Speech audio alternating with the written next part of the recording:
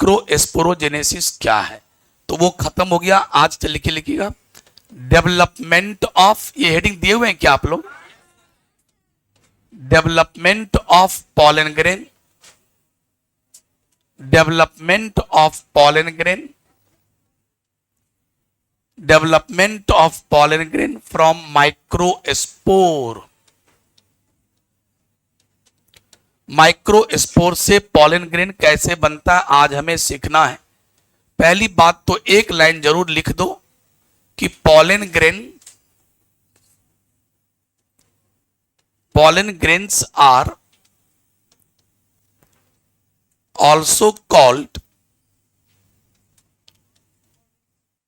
Mail gametophyte. Male gametophyte, male gameto का मतलब हुआ मेल गैमिट और फाइट माने स्ट्रक्चर, यानी ऐसा स्ट्रक्चर जो मेल गैमिट को पैदा करे, बनाए, उसे मेल गैमीटोफाइट। जब हम लोग फीमेल वाला सेक्स ऑर्गन पढ़ेंगे तो वहां भी होगा फीमेल गैमीटोफाइट, उसका नाम होगा एम्ब्रियोसैक। ये दो क्वेश्चन बहुत फेमस है कि पॉलन ग्रेन का नाम मेल गैमीटोफाइट और एम्ब्रियोसैक का नाम फीमेल गैमीटोफाइट। जैसा कि जब आप लोग को फीमेल गैमीटोफाइट पढ़ाएंगे ना, तो जैसे ये वाला स्ट्रक्चर जब पढ़ाएंगे तो इसका नाम ओवरी है, तो ओवरी के अंदर क्या था, ओव्यूल होगा, ओव्यूल, और इस ओव्यूल के अंदर में कौन, एम्ब्रियोसैक कौन होगा, और इस एम्ब्रियोसैक का ही नाम है फीमेल गैमीटोफाइट। क्यों, क्योंकि इसी में क्या बनेगा, फीमेल गैमिट।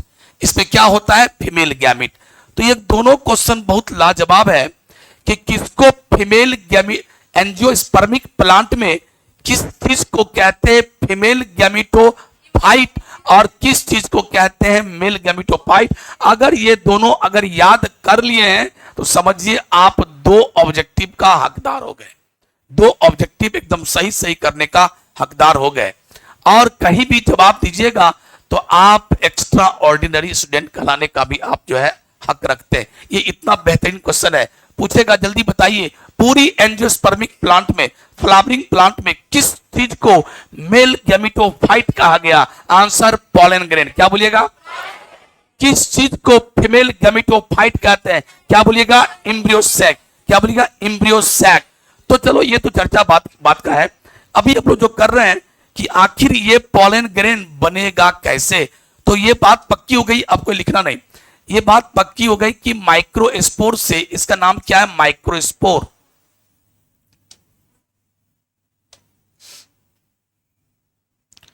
इसका नाम है माइक्रोस्पोर, और ये माइक्रोस्पोर का क्या है, न्यूक्लियस। ये क्या है, साइटोप्लाज्म। ये क्या है, प्लाज्मा मेम्ब्रेन। इसका नाम है माइक्रोस्पोर। माइक्रोस्पोर ये कहां बना था, अगर इसको छोटा करके बनाया जाए तो ऐसे करके बताए थे, है ना, ये चैम्बर, ये चैम्बर, ये चैम्बर, ये चैम्बर। इस चैम्बर में बहुत सारे सेल्स थे, बहुत सारे सेल्स थे। ये जितना भी सेल्स मैं बना रहा हूं, ये सारा सेल का नाम क्या, microspore. Microspore, lakh 2 lakh microspore यहां यहां यहां हर जगह है, और सारा इसका नाम है माइक्रोस्पोर। और इसी माइक्रोस्पोर को हम बाहर निकाल के आपको इतना बड़ा करके दिखा रहे हैं, यही थोड़ा बड़ा करती है समझाने के लिए। ये माइक्रोस्पोर है, और सबको पता है कि माइक्रोस्पोर हैप्लॉइड होता है कि डिप्लॉइड, क्या होता है, यानी एन होता है, ठीक है, क्योंकि ये मियोसिस से बना, तो ये हैप्लॉइड है। अब देखो होता क्या, आगे की कहानी सुनो। इसका थोड़ा और साइज बढ़ता है, क्योंकि ये प्लांट सेल है, आखिर ये प्लांट सेल का ही तो पार्ट है ना, तो ये भी प्लांट सेल है। तो प्लांट सेल होगा तो ये बात पक्की हो गई कि इसके अंदर क्या होगा, वैक्यूल्स क्या होते हैं, क्योंकि जब आपको प्लांट सेल एनिमल सेल पढ़ा रहे थे सेल वाला चैप्टर में, तो प्लांट सेल और एनिमल सेल में क्या अंतर है बताए थे कि प्लांट सेल के अंदर में एक बहुत बड़ा वैक्यूल होता है, खाली जगह। ऐसे करके जब हम आपको प्लांट सेल पढ़ा रहे थे तो मैंने बोला ये सेल वॉल है, ये क्या है, प्लाज्मा मेम्ब्रेन है। उसके बाद अंदर में बहुत बड़ा जगह कौन चेकता है, वैक्यूल्स। और इस वैक्यूल्स के कारण, वैक्यूल मतलब खाली जगह, ये वैक्यूल का मेम्ब्रेन है। वैक्यूल के कारण इसका न्यूक्लियस कहां चला गया, एक किनारे चला जाता है ना, कहीं गोल्जी बॉडी है, कहीं कुछ है, कहीं ER है। तो इस प्रकार से मैक्सिमम जगह कौन से लेता है, वैक्यूल। मैं उसी वैक्यूल की बात कर रहा हूं। वैक्यूल का साइज शुरुआती में, वैक्यूल का साइज भी जब बढ़ता है ना तो प्लांट का सेल का साइज बढ़ता है। तो साथियों ये अगर मान लो माइक्रोस्पोर है तो माइक्रोस्पोर का मैं थोड़ा साइज बढ़ा देता हूं क्योंकि वैक्यूल का साइज थोड़ा बढ़ता है, तो ये मान लो थोड़ा और बड़ा हो गया। हम थोड़ा और बड़ा कर दिए। क्यों बड़ा कर दिए? क्योंकि सर ये देखिए ना, वैक्यूल इतना बड़ा हो गया, वैक्यूल का साइज थोड़ा बढ़ गया, ये सब साइटोप्लाज्म है। और बेचारे का न्यूक्लियस खिसक के कहां चलाया? नीचे। बेचारे का न्यूक्लियस खिसक के कहां चलाया? नीचे। क्योंकि ऊपर का जगह कौन छीक लिया? वैक्यूल्स। इस ये माइक्रोस्पोर का। अब क्या होगा? आगे की घटना क्या घटेगी? स्पिंडल फॉर्मेशन होगा। आगे की घटना होगी स्पिंडल फॉर्मेशन। मतलब अब जो मैं आगे बताने जा रहा हूं वो बताने ये जा रहा हूं कि ये माइक्रोस्पोर चाहा, इसकी चाहत हुई कि मैं अब डिवीजन करना चाहता हूं। कैसा? माइटोसिस। माइटोसिस नाम का सेल डिवीजन करना चाहता हूं। ये मन ही मन सोचा कि अब मैं टूट जाना चाहता हूं, मैं 2 सेल में टूटूंगा। और कैसा? तो माइटोसिस करूंगा। लेकिन माइटोसिस कैसा हो गया पता है?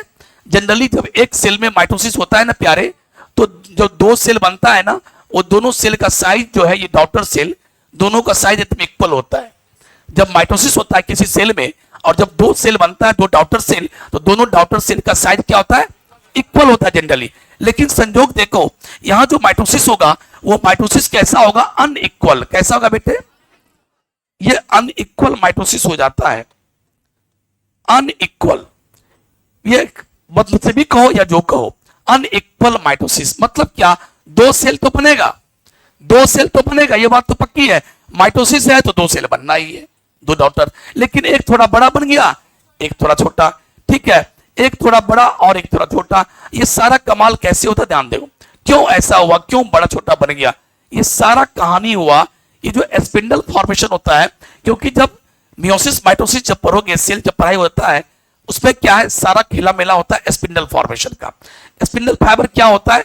आप लोग को थोड़ा सा बताए थे, याद करो कि सेल के अंदर होता है न्यूक्लियस, न्यूक्लियस के अंदर क्या होता है? क्रोमोजोम, क्रोमोजोम के अंदर क्या होता है? डीएनए। तो न्यूक्लियस का बंटवारा, जब एक सेल जब 2 सेल में टूटता है, जब एक सेल 2 सेल में टूटता है तो 2 घटना घटती है, बताए थे कौन कौन?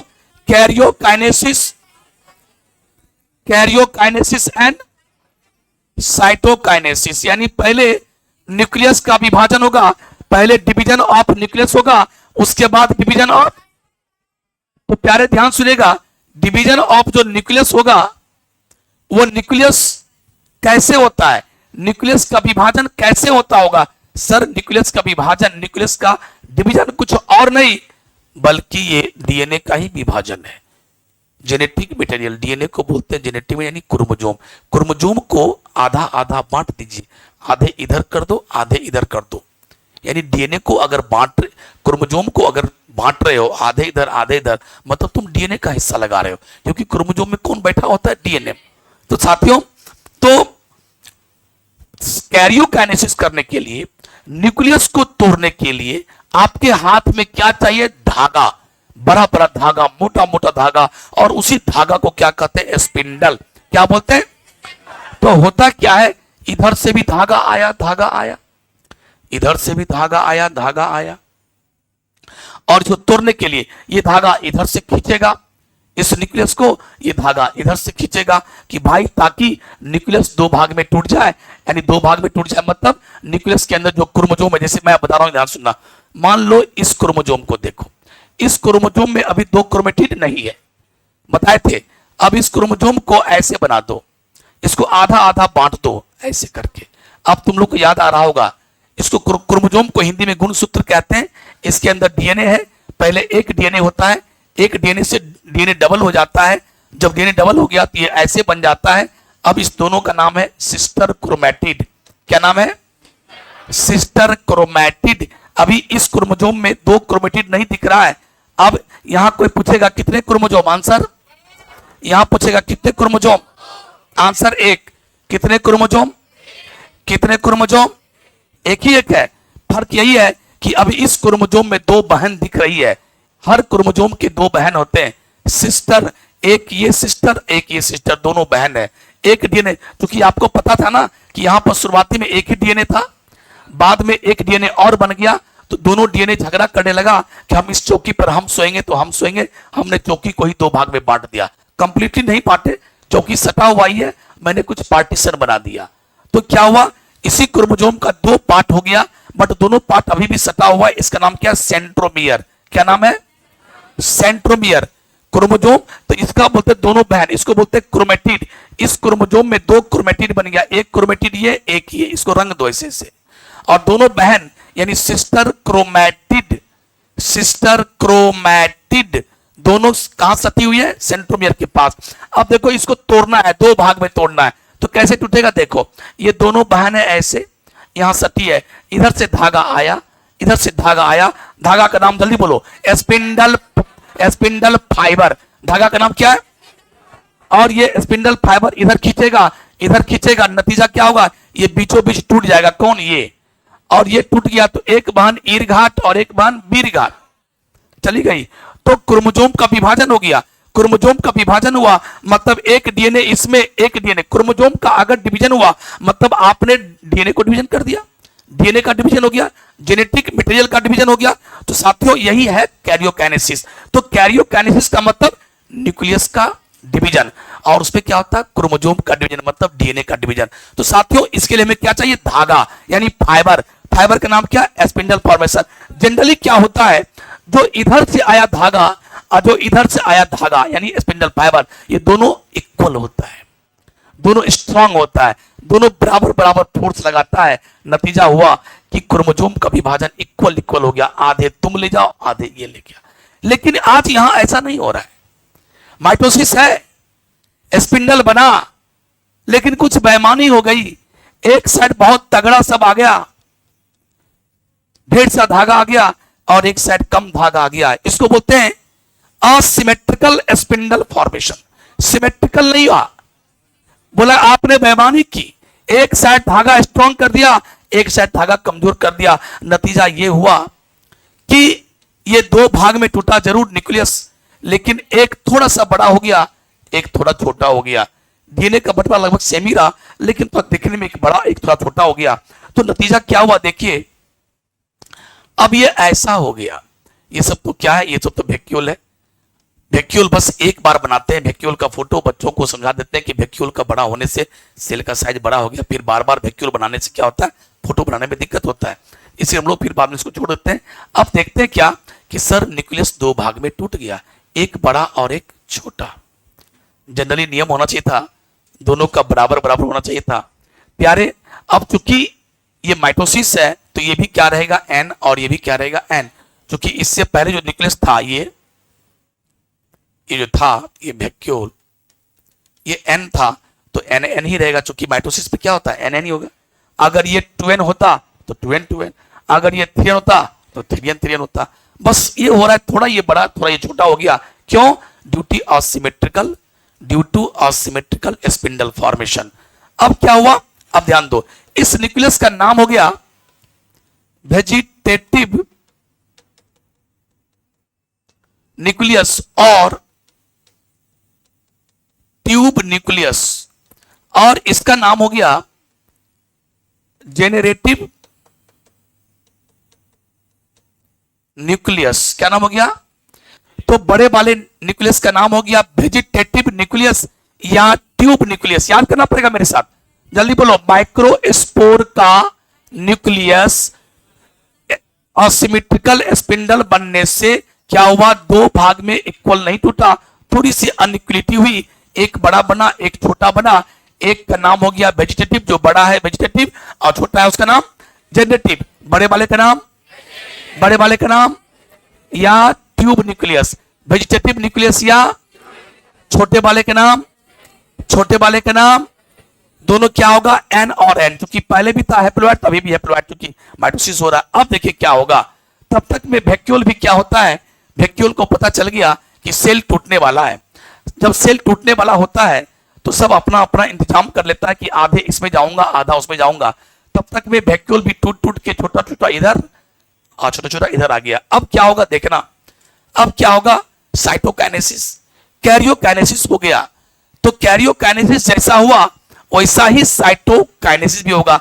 जो न्यूक्लियस बड़ा था वो अधिक साइटोप्लाज्म लूट लेगा, और जो न्यूक्लियस छोटा है वो कम साइटोप्लाज्म लूटेगा। देखो ये सब क्या है, पूरे भरा हुआ सेल में क्या है, साइटोप्लाज्म। जमीन जायदाद, ये ज्यादा ले लिया, इसको कम दिया, नतीजा ये हुआ, देखिए ध्यान से, ये छोटा सेल बन गया और ये बन गया बड़ा सेल।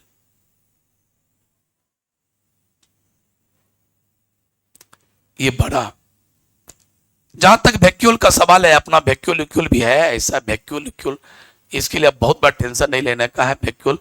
तो प्यारे, दो सेल बन गया। अभी तक आपने देखा कैरियोकाइनेसिस, अब क्या हो गया, यहां पर मैं लिख सकता हूं क्या हो गया, साइटोकाइनेसिस। साइटोप्लाज्म का बंटवारा हुआ, लेकिन क्योंकि यहां न्यूक्लियस के टूटने में बेईमानी हुई तो साइटोप्लाज्म के टूटने में बेईमानी हुई। जो बड़ा न्यूक्लियस था इतना साइटोप्लाज्म लूट लिया तो सेल का साइज बड़ा हो गया, और इस सेल ने, इस न्यूक्लियस ने अपने चारों तरफ कम साइटोप्लाज्म लिया तो सेल का साइज छोटा हो गया। तो अब इस सेल का नाम क्या पड़ा, बड़े वाले सेल का नाम पड़ा वेजिटेटिव सेल। क्या नाम पड़ा, वेजिटेटिव सेल, या इसको बोलेंगे हम लोग ट्यूब सेल। ट्यूब सेल, आगे बताऊंगा इसका नाम क्यों ट्यूब सेल पड़ा है। उसके बाद इस सेल का नाम पड़ा जेनरेटिव सेल, इस सेल का नाम पड़ा जेनरेटिव सेल। अब देखिए, तब तक में, जब तक माइक्रोस्पोर में यह घटना घटती है, कैरियोकाइनेसिस और साइटोकाइनेसिस होता रहता है, दो सेल बन गया, तब तक में एक बहुत बड़ी घटना यह घटती है कि इसके चारों तरफ जो ये चीज बन रहा है, गॉड को पता है, ईश्वर को पता है कि जो बन रहा है वो पॉलन ग्रेन बन रहा है, और पॉलन ग्रेन को सुरक्षा चाहिए, क्योंकि पॉलन ग्रेन अब जो है बन के रेडी होगा और एंथर फटेगा, ये बाहर जाएगा, बाहर की दुनिया से इसको झेलना होगा, हवा पानी को सबको झेलना होगा, इसको मजबूती दे दी जाए। तो गॉड ने क्या किया, इसके चारों तरफ तब तक में कवच बना दिया, दो शेल, मतलब उसको बोलते हैं कवच, दो प्रोटेक्टिव लेयर, एक अंदर वाला इसको बोलते हैं इंटाइन और एक होता है एक्साइन। अब थोड़ा थोड़ा तुम लोग याद करो, दो से तीन दिन पहले हम लोग पढ़ाए थे स्पोरोपोलिन के बारे में, और ये जो मैं हरा हरा बना रहा हूं इसका नाम है एक्साइन, एक्साइन लेयर, और ये स्पोरोपोलिन का बना होता है, जिसको कोई भी चीज ना तो, हाँ बोले थे ना, स्ट्रॉन्ग अल्कली, स्ट्रॉन्ग बेस, कोई इसको कुछ बिगाड़ नहीं सकता है, कोई एंजाइम इसको जला गला नहीं सकता, तोड़ नहीं सकता है। तो प्यारे, लेकिन जरा गौर कीजिए, कहीं कहीं ये हरा वाला लेयर या तो नहीं है, या अगर है तो बहुत पतला है, या तो नहीं है या है तो बहुत पतला है। तो इन सारे जगहों को, एक जगह दो जगह, इन सारे जगहों का नाम रखा गया जर्म पोर। पोर मने छिद्र, पोर मने छिद्र, जर्म पोर नाम रखा गया। प्यारे, अभी जो तुम देख रहे हो इसी का नाम पड़ गया पॉलन ग्रेन, और ये पॉलन ग्रेन अभी आपको कैसा नजर आ रहा, दो सेल वाला, दो सेल वाला स्टेज है, दो सेल वाला पॉलन ग्रेन है। एक सेल का नाम वेजिटेटिव सेल, एक नाम जेनरेटिव सेल। कौन बड़ा है, वेजिटेटिव सेल, कौन छोटा है, लेकिन दोनों सेल क्या, हैप्लॉइड, हैप्लॉइड, क्योंकि अपने आप में माइक्रोस्पोर भी क्या था, वो भी हैप्लॉइड था। तो हैप्लॉइड में अगर माइटोसिस होगा, हैप्लॉइड में माइटोसिस कैसा हो रहा है प्यारे, अनइक्वल, कैसा माइटोसिस हो रहा है, ये सब किसके कारण हुआ, एसिमेट्रिकल स्पिंडल फॉर्मेशन के कारण। क्यों हुआ, due to asymmetrical, due to asymmetrical spindle formation के कारण जो धागा बना वो जो था वो असिमेट्रिकल बन गया, दोनों साइड बराबर नहीं बना, इसीलिए माइटोसिस इक्वल नहीं बल्कि अनइक्वल हो गया। एक सेल छोटा, एक सेल बड़ा। छोटे सेल का नाम क्या है, जल्दी बोलो, छोटे छोटे सेल का नाम, बड़े सेल का नाम, छोटे सेल का नाम, बड़े सेल का नाम, छोटे सेल का नाम, छोटे सेल का नाम, बड़े सेल का नाम, छोटे सेल का नाम, बड़े सेल का नाम, छोटे सेल का नाम, बड़े सेल का नाम, छोटे सेल का नाम है जेनेटिव सेल। चलो खड़ाओ, माइक्रोस्पोर कितना सेल का था, एक सेल का कि दो सेल का, एक सेल का। अरे माइक्रोस्पोर एक सेल का था ना, एक ही सेल था ना। माइक्रोस्पोर हैप्लॉइड है कि डिप्लॉइड, हैप्लॉइड, क्या ये, हैप्लॉइड। माइक्रोस्पोर में क्या हुआ, माइक्रोस्पोर से आज क्या बना, पॉलन ग्रेन, क्या बना। अभी कितना सेल का है, दो सेल का, कितना सेल का है, क्या हुआ, माइटोसिस की मियोसिस, क्या हुआ, माइटोसिस की मियोसिस। माइटोसिस कैसा हुआ, अनइक्वल के इक्वल, यानी एक सेल बड़ा बन गया, एक सेल छोटे वाले का नाम, बड़े वाले का नाम, वेजिटेटिव वाले सेल का दूसरा नाम ट्यूब सेल। ट्यूब सेल क्यों ट्यूब सेल पढ़ा आगे बताऊंगा। अब चलिए क्या होता है, अब ये कहां पड़ा है, ये जो आप देख रहे हो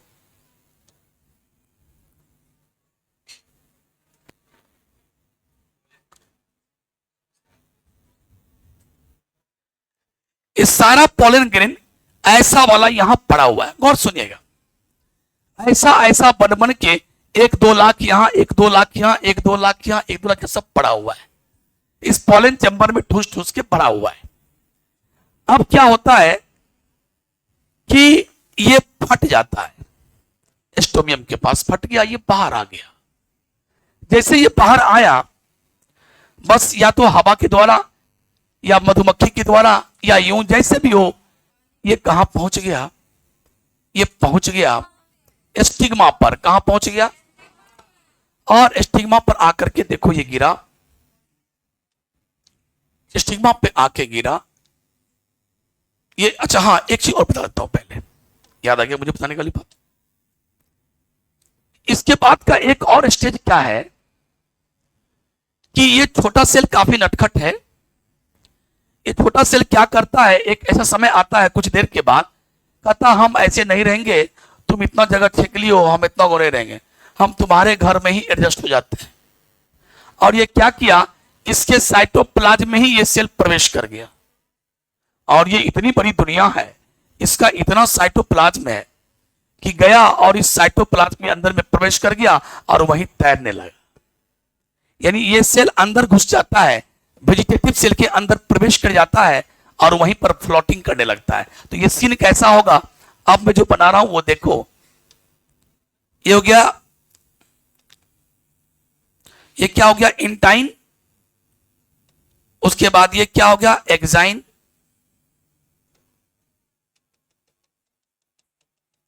उसके बाद अब चलो, ये सेल क्या हो गया, ये बड़ा बड़ा सेल का नाम हो गया वेजिटेटिव सेल, और इसके बड़े वाले सेल का नाम का ये हो गया वेजिटेटिव न्यूक्लियस।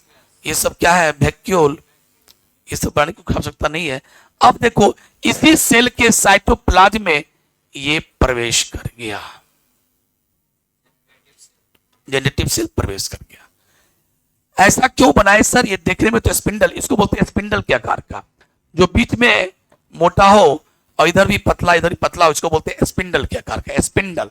तो स्पिंडल शेप का क्या होता है, जेनेटिव सेल, और ये इसके अंदर आके तैरने लगा। कहीं से कोई कंफ्यूजन नहीं। अगर एग्जाम में आता है 12वीं की बोर्ड में या किसी बोर्ड में आता है बनाने के लिए कि आप पॉलन ग्रेन का एक बढ़िया डायग्राम बनावे, तुम ऐसा भी बना सकते हो, ऐसा भी बना सकते हो। खाली नाम अच्छा से लिखना, लेबलिंग अच्छा करना, टीचर समझ जाएंगे। कुछ लोग कहता है ऐसा बनाओ ज्यादा अच्छा नंबर मिलेगा, स्पष्ट है वेजिटेटिव सेल और जेनेटिव सेल, लेकिन आप ऐसा भी बना सकते हो, कोई दिक्कत नहीं है प्यारे। ये क्या, जल्दी बोलो। अगर मैं इसका, ये तो एक्साइन, ये इंटाइन, ये क्या उजला वाला, तो ये हुआ बड़े वाले सेल का प्लाज्मा मेम्ब्रेन, बड़े वाले सेल का, यानी ये है plasma membrane of the vegetative cell, या यूं लिखो वेजिटेटिव सेल, वेजिटेटिव सेल। और ये क्या है, ये तो वही है जेनेरेटिव सेल। क्या नाम है ये, जेनेरेटिव सेल। अब आगे हम बताते हैं क्या होगा, जो बताने चाह रहे थे। क्या होता है कि जैसे ये आया, यहां पर आया, ये अंदर तैर रहा होता है, ये अंदर तैर रहा है, ये यहां पर है, ये वैक्यूल तेक्यूल अब नहीं बना। चलिए, ये इंटाइन है और ये क्या है, एक्साइन।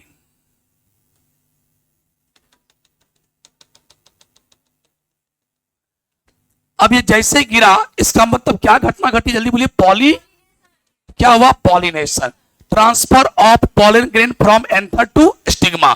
स्टिग्मा पे आ चुका है, गिर गया। अब ये क्या करेगा, पानी सूखेगा, स्टिग्मा का पानी सूखेगा, स्टिग्मा वाला पानी, स्टिग्मा वाला सुगर को ये सोखेगा। कौन, पॉलन ग्रेन। इतना सोख लिया, यानी इस बड़ा वाला सेल के साइटोप्लाज्म में, बड़े वाले सेल के साइटोप्लाज्म में इतना पानी चला गया, इतना सुगर चला गया, इतना पानी चला गया, एकदम इतना फूल गया कि बर्दाश्त नहीं हुआ।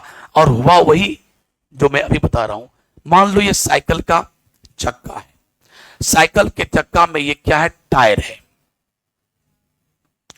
ये क्या, टायर। और टायर के अंदर में क्या है, ट्यूब। ट्यूब में क्या है, बहुत हवा भरा है। और आज हम जब डी कुमार के यहाँ जा रहे थे ट्यूशन पढ़ने के लिए, तो और थोड़ा हवा दे दी, और उसमें क्या हुआ, एक जगह आए और इतना बड़ा टायर जो है, कोई लोहा का कुछ निकला हुआ था, उसमें टायरे फट गया। टायर फटा, ट्यूब नहीं फटा, टायर टायर फट गया। तो नतीजा क्या हुआ, जो अंदर में ट्यूब था, जो अंदर में ट्यूब था जिसमें हवा भरा था काफी, उस फटा हुआ टायर से होकर, उस फटा हुआ टायर से होकर ऐसे निकल गया। तो अरे बाप रे बाप, हमर नहीं, हमर साइकिल के टायर, हमर टायर ने, हमर साइकिल के टायर फट गए। और देखिए तो अंदर से ट्यूब बाहर निकल जाइए। जल्दी जल्दी हाथ से दाबते हो, एक हाथ से दाबते हो, एक हाथ से हवा निकालते हो, बाप रे बाप, जल्दी अंदर चल जाओ। तो प्यारे आपने क्या देखा, जहां से टायर डैमेज था, उस डैमेज वाले एरिया से हवा सहित ट्यूब बाहर निकल गया। तो हवा सहित ट्यूब बाहर निकल गया, तो ये कैसा है दिखने में, लगता कोई हाथी का सूर है, ट्यूब है, एक पाइप टाइप का निकल गया। तो यहां भी वही घटना घटती है। ये देखो, इतना पानी सोख लिया कि यहां पर तो एग्जाइन नहीं है जी, एग्जाइन तो नहीं है, तो ये कमजोर एरिया है, यहां जर्मपोर है। इसी जर्मपोर से होते हुए, इस पानी उन्हीं को लेते हुए, साइटोप्लाज्म को लेते हुए, ये ऐसे बाहर निकल जाता है। कौन, वेजिटेटिव सेल का प्लाज्मा मेम्ब्रेन। वेजिटेटिव सेल का प्लाज्मा मेम्ब्रेन पहले ऐसे गोल गोल था, लेकिन अब वो स्थिति रहा नहीं, इतना पानी चला गया कि पानी सहित ऐसे आगे बढ़ गया। देखो, और ये सब ये नहीं रहेगा, इंटाइन को चीरते हुए, इंटाइन को तोड़ते हुए, इंटाइन तो इसे ही कमजोर, इंटाइन को तोड़ते हुए ये क्या हुआ, ये पूरे बाहर चला आया, और इसी का नाम हो गया, चूंकि ये कौन बनाया, पॉलन ग्रेन, इसका नाम हो गया पॉलन ट्यूब। क्या नाम हो गया, अब जरा गौर करो, पॉलन ट्यूब किसने बनाया, बड़ा वाला सेल की छोटा वाला सेल, बड़े वाले सेल का नाम क्या है, इसीलिए वेजिटेटिव सेल का एक नाम पड़ गया ट्यूब सेल। आया समझ में। अब चलो आगे, जैसे ट्यूब बना तो इसको कहते हैं कि पॉलन ग्रेन जर्मिनेट हो गया। पॉलन ग्रेन जर्मिनेट हो गया, स्टिग्मा पर गिरने के बाद। भाई बाहर क्या देखते हो तुम, शुरू से तुम जो है डिस्टर्ब हो। पॉलन ग्रेन स्टिग्मा पर गिरा, पॉलन ग्रेन स्टिग्मा पर गिरा, पानी सोखा, पानी इतना ज्यादा सोख लिया कि उसके अंदर का जो वेजिटेटिव सेल का जो प्लाज्मा मेम्ब्रेन था, सब कुछ लिए दिए नीचे आ गया, बना दिया पॉलन ट्यूब। ऐसी घटना घट गई तो कह देना कि पॉलन ग्रेन जर्मिनेट हो गया, पॉलन ग्रेन। अब देखो क्या होगा, जब जर्मिनेट हो गया तो यहां पर क्या आ गया, साइटोप्लाज्म, और ये दौड़ करके यहां पर आके आ गया। ये कौन, वेजिटेटिव सेल का न्यूक्लियस, यानी ट्यूब न्यूक्लियस यहां आके जगह छिप लिया। उसको बोलते हैं पॉलन ट्यूब के, पॉलन ट्यूब के टिप पर कौन जाके बैठ गया, वेजिटेटिव न्यूक्लियस या ट्यूब न्यूक्लियस। और पीछे पीछे ये जो है, ये भी चला या पीछे पीछे, इसको आप चाहे तो यहां से मिटा सकते हैं। आखिर गया कहां, यहां, न्यूक्लियस यहां आ गया, और वो भी पीछे पीछे कहां गया, अंदर में, ट्यूब में आ गया। अब देखिए, अब जब ये आ गया तो अब क्या हुआ, पॉलन ट्यूब की लंबाई बढ़ते जा रही है। पॉलन ट्यूब की लंबाई, इसको बोलते हैं growth of pollen tube. Pollen tube का ग्रोथ होता है, लंबाई बढ़ते जा रहा है। और उसी बीच में क्या होता है कि जनरेटिव सेल में, ये जनरेटिव सेल है, कौन सेल है जी, जनरेटिव सेल में माइटोसिस हो जाता है। क्या होता है, और माइटोसिस होता है तो क्या बनेगा, दो सेल। ये अपने एन है, कितना सेल बन गया, दो सेल। और अब देखो सीन ऐसा हो गया, सीन ऐसा हो गया, यहां वेजिटेटिव न्यूक्लियस है और यहां दो सेल बन गया, और इसी दोनों सेल का दोनों कैसा होगा, एन और एन, इसी का नाम है टू मेल गैमिट्स। क्या बन गया, टू मेल गैमिट्स, दो मेल गैमिट। अब जरा बताओ ये कितना सेल का हो गया, एक बड़ा वाला सेल, इसका नाम वेजिटेटिव सेल, अरे बोल, और वेजिटेटिव सेल के अंदर में दो मेल गैमिट, मेल गैमिट भी तो सेल ही है ना, तो कितने सेल का हो गया। अब पॉलन ग्रेन तीन सेल वाला हो गया। कौन कौन तीन सेल, एक वेजिटेटिव, और वेजिटेटिव के अंदर दो मेल गैमिट, एक वेजिटेटिव और वेजिटेटिव के अंदर में, जल्दी बोलिए, जर्मिनेशन के बाद ये पॉलन ग्रेन कितने सेल का हो गया, तीन सेल का। कौन कौन सेल, एक वेजिटेटिव और दो मेल गैमिट, तीन सेल। मेल गैमिट किससे बना, वेजिटेटिव की जनरेटिव से। जनरेटिव में मियोसिस हुआ कि माइटोसिस, माइटोसिस। क्या हुआ, क्या हुआ, बहुत बढ़िया। अब देखिए ये जो घटना घटी, पॉलन ग्रेन का दो सेल वाला से तीन सेल वाला का बन जाना, पोलन ग्रेन कभी ऐसा था, पोलन ग्रेन कभी ऐसा या ऐसा बोलो, पोलन ग्रेन कभी ऐसा था 2 सेल वाला, और आज मैं देख रहा हूं ये 3 सेल वाला हो गया। ये कब हुआ? तो पॉलिनेशन के बाद, स्टिग्मा पर गिरने के बाद। साथियों, कभी कभी ऐसा भी होता है, कभी कभी ऐसा भी होता है कि ये पोलन ग्रेन यही है, अंदर में ही है, एंथर फटा भी नहीं है, बाहर निकला भी नहीं है, और जेनेटिव सेल को अंदर में ही गुस्सा आ गया और सब्र का बांध टूट गया और माइटोसिस कर लिया। बोले यार तुम कब फटोगे, कब बाहर जाओगे, कब स्टिग्मा पर गिरोगे, कब पोलन ट्यूब बनाओगे, कब मैं माइटोसिस करूंगा, मुझे उतना इंतजार करने की आदत नहीं है। और यहीं पर टूट गया और यहीं पर बना दिया 2 सेल। देखो, तो इसका नाम हो गया वेजिटेटिव सेल, और ये वेजिटेटिव सेल का न्यूक्लियस, ये साइटोप्लाज्म, और उसके साइटोप्लाज्म में 2 मिल गैमेट, तो 3 सेल हो गया। और यहां पर क्या होगा? इंटाइन, और उसके बाहर क्या बना दोगे? एक्साइन। तो साथियों ये 3 सेल वाला बन गया। और जब एंथर फटेगा और जब पोलन ग्रेन निकलेगा तो वो 2 सेल वाला नहीं बल्कि, आश्चर्य, ये 3 ऑलरेडी 3 बन के आया, फुल्ली मैच्योर होके आया। वाह! तो प्यारे, ये ऐसा केस देखा जाता है 40%। और ये जो मैंने बताया कि जब फटा तो 2 सेल वाला था, स्टिग्मा पर गिरा तो 2 सेल वाला था, जब पोलन ट्यूब बना तब 3 सेल वाला हुआ, ऐसी कहानी 60% एंजियोस्पर्म में मिलता है। एक स्ट्रेट फॉरवर्ड आपके एनसीईआरटी में लिखा है, और ये महत्वपूर्ण क्वेश्चन भी है नीट का और 12वीं के बोर्ड का। इस चीज को आप अच्छा से याद रखिएगा कि 60% एंजियोस्पर्म में, यानी मेजॉरिटी में अधिकतम एंजियोस्पर्म में देखा गया कि जब पोलन ग्रेन निकलता है तो वो 2 सेल वाला होता है, वेजिटेटिव और जेनेटिव। और पॉलिनेशन हुआ, स्टिग्मा पर गिरा, पानी सोखा, जर्मिनेट हुआ, पोलन ट्यूब बनाया, तब जाकर के 2 मेल गैमेट बना, यानी 3 सेल वाला हुआ। लेकिन 40% में ऐसा देखा गया कि जब अंदर से फट के बाहर निकला, जब बाहर निकला तब देखे अरे यार तुम तो 3 सेल का बन चुके। बोला हाँ, हम अपना बापे घर में 3 सेल का हो गए, हम बापे घर में 3 सेल के हो गए, माने एंथर के अंदर ही हो गए। तो प्यारे, इस प्रकार के डेवलपमेंट को जो बाप घर में ही 3 सेल वाला बन गया, उसको बोलते हैं इंडोस्पोरिक डेवलपमेंट। क्या बोलते हैं?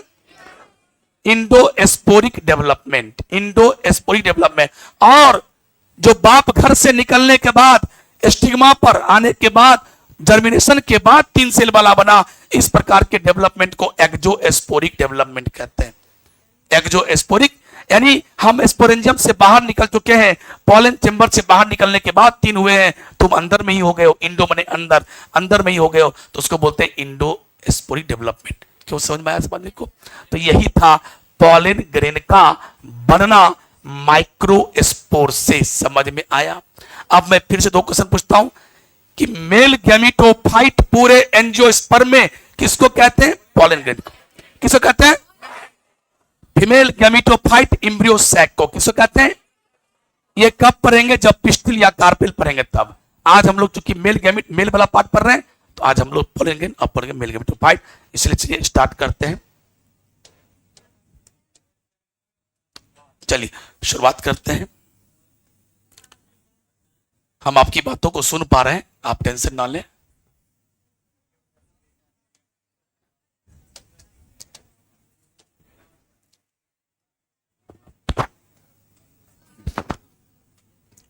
लिखिए microspore, microspore undergo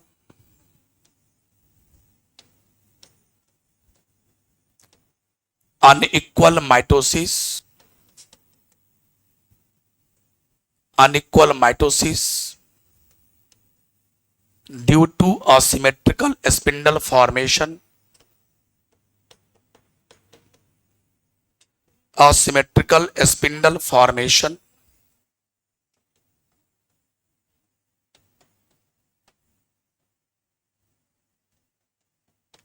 and it leads to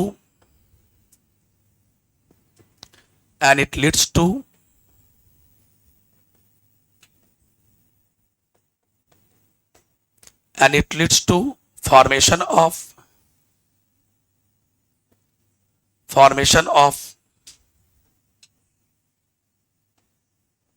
to unequal cells, one cell is larger. अच्छा यहां पर एक चीज और जोड़ दो, टू अनइक्वल सेल के साथ साथ जो अनइक्वल सेल बना वो कैसा होगा, हैप्लॉइड होगा, है ना। टू अनइक्वल हैप्लॉइड सेल, चूंकि माइटोसिस हुआ, हैप्लॉइड सेल में माइटोसिस होगा तो हैप्लॉइड ही बनेगा, डिप्लॉइड सेल में माइटोसिस होगा तो दोनों सेल डिप्लॉइड ही होगा, इक्वल। तो यहां पर two unequal haploid cells comma one cell is larger, one cell is larger called vegetative cells.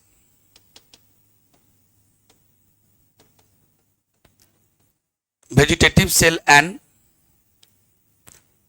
another cell is smaller called generative cell.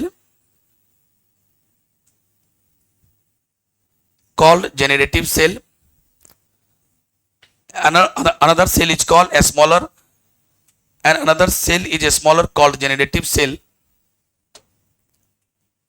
तो इस प्रकार से दो सेल वाला बन गया, यानी अनइक्वल सेल बन गया। चूंकि अनइक्वल कैरियोकाइनेसिस हुआ तो इसीलिए अनइक्वल साइटोकाइनेसिस भी हो गया। इसका नतीजा ये हुआ कि डिफरेंट साइज वाले सेल बन गए। बड़े वाले सेल का नाम वेजिटेटिव और इसका नाम जनरेटिव। आप यहां नोट देके लिख सकते हो कि वेजिटेटिव सेल का एक दूसरा नाम ट्यूब सेल भी है, क्योंकि बाद में वही ट्यूब बनाता है। तो नोट देके आप लिख सकते हैं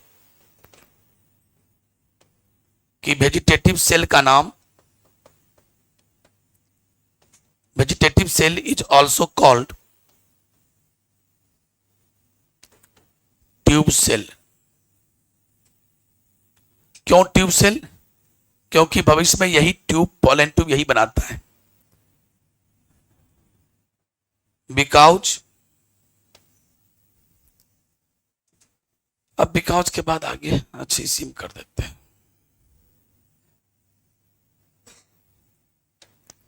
because during germination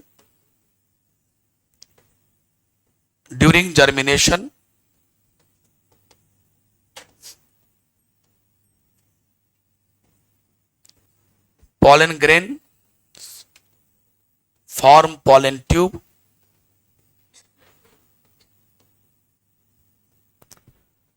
Vegetative cell is also called tube cell because during germination pollen grains form pollen tube by the help of vegetative cell. Vegetative cell के द्वारा ही pollen tube का निर्माण करवाया जाता है, इसीलिए वेजिटेटिव सेल का ही नाम पड़ गया, दूसरा नाम ट्यूब सेल्स।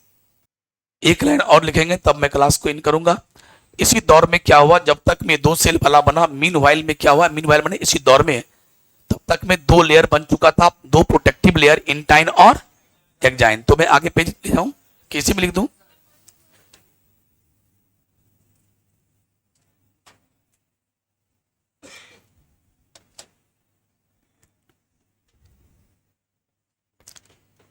मीनवाइल मैंने जब तक में ये काम हुआ, मीनवाइल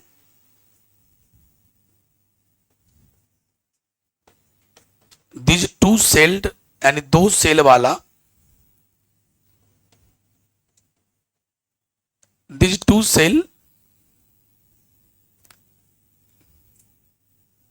एक मिनट, ये लाइन लिखने से पहले एक लाइन और लिखेंगे। अभी कोई लिखा नहीं ना, तो लिख लिया तो बढ़िया से काटिए, आराम से काटिए, जिसको काटना, जिसको नहीं काटे तो हम भी सिखा सकते हैं काटना। लिखेगा, ये जो दो सेल वाला स्ट्रक्चर है इसी को क्या कहते हैं, pollen grain.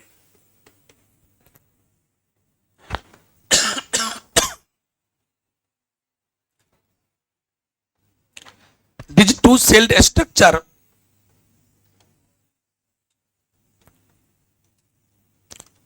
which are formed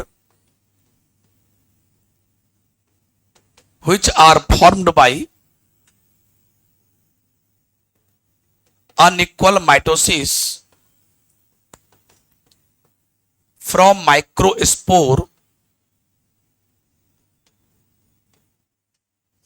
are called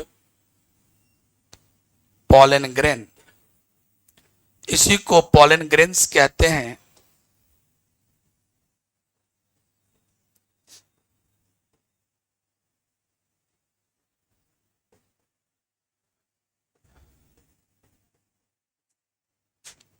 Meanwhile, pollen grain is surrounded by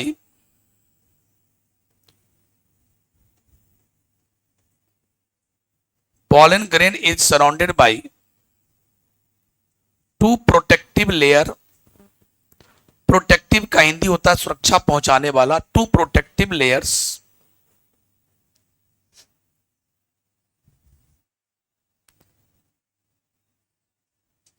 exine and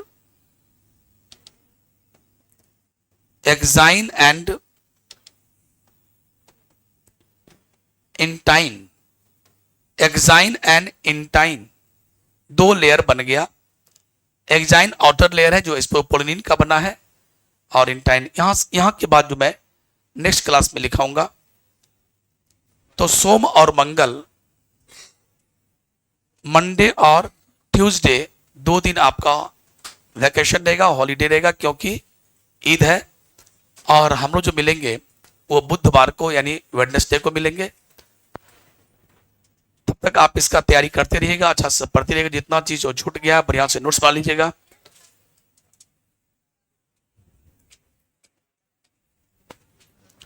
पहला चैप्टर भी बढ़िया से पढ़ते रहिएगा, क्योंकि अभी तो उसका टेस्ट नहीं हुआ है ना, याद है ना सबको? टेस्ट नहीं हुआ, क्यों टेस्ट नहीं हुआ? इतने सारे आना जाना लगा रहा सबका बीच में, इसीलिए। खुश रहे।